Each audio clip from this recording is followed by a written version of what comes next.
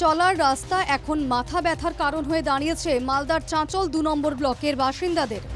রাস্তার অত্যন্ত বেহাল দশার কারণে দৈনন্দিন জীবন বিপর্যস্ত এলাকাবাসীর। দীর্ঘ সময় ধরে এভাবেই পড়ে রয়েছে রাস্তা। বারংবার জানানোর পরও কোনো ব্যবস্থা নেয়নি প্রশাসন। ক্ষোভে ফুঁসছেন এলাকার মানুষ। বেহাল হয়ে গেছে রাস্তা সব, মানে নতুন গলা গাড়ি নিচ্ছে তবু আবার খারাপ হয়ে যাচ্ছে।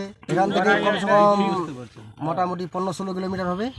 জানানো হয়েছে, এর আগে কতবার এসছে, ভিডিও ক্যামেরা করে নিয়ে গেছে, কত বড় অফিসার এসছে, কিন্তু কিছু এলাও করেনি রাস্তার ব্যাপারে। কি দেখছেন রাস্তাটা গোটাই আর কি উধরে আর কি ইয়ে গেছে, গাড়ি ঘোড়া নিয়ে যাওয়া যায় না, সাইকেলগুলো নিয়ে ঠিকভাবে ইয়ে হয় না, লিক হয়ে যাচ্ছে।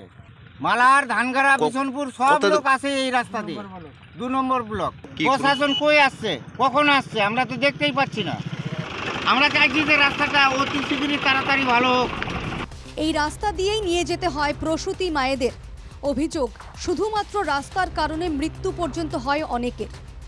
একটা ডেলিভারি মায়ের অ্যাম্বুলেন্সে নিয়ে যেতে যেতে রাস্তাঘাটে মাটা অনেক সময় অসুস্থ হয়ে পড়ে। এমন হয় কি মায়ের প্রাণও চলে যায়, কিছু কিছু মায়ের এরকমও আছে। স্থানীয় জেলা পরিষদের সদস্য রেহানা পারভিনের বক্তব্য, প্রশাসনের উচ্চ পদস্থ আধিকারিকদের বহুবার জানিয়েও কোনো সুরাহা হয়নি। তবে এই সমস্যার সমাধান তিনিই করবেন। চলছে টেন্ডার প্রক্রিয়াও, জানালেন রেহানা পারভিন। প্রশাসনকে বলেছি এই ব্যাপারে, প্রশাসন কি পদক্ষেপ নিয়েছে আমরা বলতে পারবো না।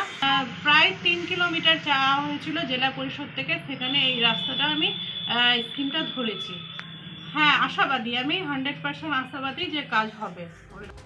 আপাতত প্রশাসনের আশ্বাসের দিকে তাকিয়ে গ্রামবাসীরা। মালদা থেকে নারায়ণ সরকারের রিপোর্ট, NKTV বাংলা।